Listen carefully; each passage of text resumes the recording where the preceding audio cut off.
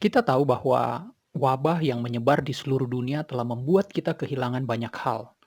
Ada rangkaian kehilangan demi kehilangan yang terus-menerus diberitakan, baik yang dialami secara pribadi, sebagai satu keluarga, sebagai satu organisasi, atau perusahaan, atau sebagai satu bangsa.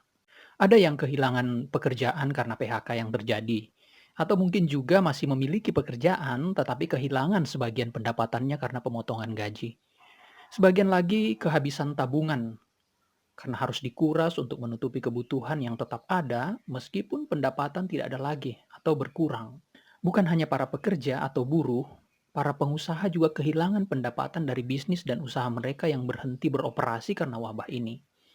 Beberapa perjalanan bisnis, perjanjian investasi, atau deal-deal bisnis harus ditunda bahkan dibatalkan karena situasi ini. Sementara itu di sisi lain, pengeluaran rutin, gaji karyawan, cicilan pinjaman tetap harus dibayarkan. Karena itu beberapa perusahaan terancam bangkrut di tengah-tengah wabah ini. Sebagian dari kita kehilangan kesehatan, bahkan ada juga yang sudah kehilangan anggota keluarga karena terjangkit virus corona. Sebagian orang tidak sempat lagi melihat secara langsung untuk yang terakhir kalinya anggota keluarga mereka yang meninggal dunia karena virus ini. Karantina pasien, pembatasan sosial, hingga SOP pemakaman jenazah, korban virus itu tidak memungkinkan terjadinya perjumpaan itu. Beberapa yang lain juga kehilangan momen-momen berharga seperti perayaan hari ulang tahun, pernikahan, wisuda, graduation, atau bahkan mungkin liburan yang sudah direncanakan, dirancangkan jauh-jauh hari dengan spesial. Tetapi karena wabah ini harus mendapatkan penyesuaian, ditunda, bahkan dibatalkan. Nah, saudara, apa kehilangan atau mungkin rangkaian kehilangan yang saudara alami karena pandemi virus corona ini? Apa kehilangan yang dirasakan oleh keluarga saudara, perusahaan atau organisasi di mana saudara ada? Mengalami dan menyaksikan kehilangan ini sebagai satu bangsa atau sebagai bagian dari satu organisasi atau bahkan secara pribadi, membuat saya berpikir, adakah sesuatu dalam hidup ini yang tidak dapat hilang? Jika itu ada, maka itu pasti sesuatu yang sangat penting. Dan jika itu sesuatu yang sangat penting karena tidak dapat hilang, maka hal itu harusnya yang pertama-tama kita cari untuk dimiliki. Nah, saya berpikir mungkinkah rangkaian kehilangan ini Allah izinkan untuk saya alami supaya mata saya kembali diarahkan untuk mencari sesuatu yang tidak dapat hilang itu. Atau mungkin juga kehilangan-kehilangan ini ada untuk menginsafkan bahwa kita terlalu sering mengorbankan hal-hal penting demi mengejar sesuatu yang kurang penting. Sering mengabaikan hal-hal yang tidak dapat hilang demi mengumpulkan hal-hal yang akan hilang pada waktunya. Nah, memiliki sesuatu yang tidak dapat hilang di tengah-tengah kehilangan yang kita alami, itu akan memberikan rasa aman, memberikan kepastian, memberikan harapan, bahkan memberikan titik pijak dari mana kita akan mulai bangkit menghadapi kehilangan yang ada. Ketika merenungkan bagian ini, saya ingat satu frasa yang kurang lebih menyatakan seperti ini di dalam Alkitab. Sekalipun dagingku dan hatiku habis lenyap. Nah, bagian itu kemudian saya cari ayat lengkapnya, saya ketik di Google dan saya menemukan di Mazmur 73. Nah, ketika membaca bagian Mazmur 73 ini dengan lebih teliti dan berulang-ulang, saya berusaha melihat lebih dalam bagaimana pergumulan sang pemazmur.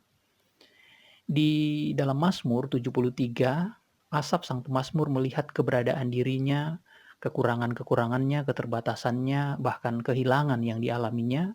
Dia bergumul, mengapa dia mengalami hal-hal itu. Pada saat yang sama dia mulai membandingkan dirinya dengan orang-orang lain, khususnya orang-orang yang menentang Tuhan dalam hidup mereka, orang-orang yang tidak peduli dengan Tuhan sama sekali dalam hidupnya. Sang pemazmur bergumul mengapa dia sebagai umat pilihan Tuhan, umat Allah, orang yang menyerahkan hidupnya untuk Tuhan, mengalami kesulitan, mengalami penderitaan dan kehilangan. Sementara orang-orang fasik, orang-orang yang tidak peduli dengan Tuhan itu mengalami keberhasilan dalam hidup mereka, mereka sehat-sehat saja, mereka mengalami keberuntungan. Pergumulan ini merupakan pergumulan iman yang sangat berat bagi pemazmur. Di ayat 2 dikatakan, sedikit lagi maka kakiku terpeleset, nyaris aku tergelincir. Pemazmur ada di dalam situasi di mana dia hampir-hampir menyangkali keyakinan iman. Dia ada di situasi di mana dia hampir-hampir mengingkari kebenaran yang selama ini ia yakini bahwa Tuhan itu baik, Tuhan itu peduli, Tuhan itu mengasihi dia. Bahkan di ayat 13-15 dinyatakan bahwa ada penyangkalan yang bisa saja keluar dari mulut sang pemazmur, tetapi ia memilih mengurungkan itu. Penyangkalan bahwa sia-sia saja hidup benar. Ngapain mengasihi Tuhan? Toh ia menderita sementara orang lain yang hidupnya tidak peduli dengan Tuhan berkelimpahan, baik-baik saja, sehat, terpelihara. Alih-alih mengatakan kalimat penyangkalan, sang pemazmur lakukan hal yang sangat penting. Karena yang dia lakukan adalah mencari tahu kebenaran itu. Dia mencoba memahami, mencoba mengerti, meskipun itu sangat berat untuk dipahami. Meski matanya seperti tertutup untuk melihat kebenaran itu, namun dia tetap cari pengertian dari Tuhan. Nah, hal yang menakjubkan itu terjadi. Suatu ketika ia datang ke hadirat Tuhan, dia datang kepada Tuhan, dia datang ke bait Tuhan, di situ dia berjumpa dengan fakta kebenaran yang mencelikkan matanya. Ada penafsir yang mengatakan bahwa sang pemazmur yang bernama Asaf itu mendapat penglihatan di dalam bait Allah pada saat itu. Dia melihat bagaimana orang fasik itu binasa dan hancur pada akhirnya bersama-sama dengan milik mereka yang selama ini mereka cari dan mereka andalkan. Di sana sang pemazmur melihat kemasyuran dunia, kesehatan, harta benda, bahkan nyawa pada saatnya akan merosot. Semua itu bukan yang terpenting untuk dicari dan dimiliki. Nah, jika begitu apa yang terpenting di dalam hidup ini? Apa yang tidak dapat hilang itu? Nah, jika kita membaca bagian Mazmur ini, tidak lain itu adalah Tuhan sendiri. Tuhanlah yang terpenting. Kehadiran Tuhan di dalam hidup, itulah yang terpenting yang tidak akan pernah hilang. Karena itu mencari Tuhan, memiliki Tuhan di dalam hidup itu adalah sesuatu yang sangat penting. Dan ini bukan hanya bagi kehidupan saat ini, tetapi bahkan itu untuk selama-lamanya. Karena itu pemazmur mengatakan, selain engkau tidak ada yang kuingini di bumi.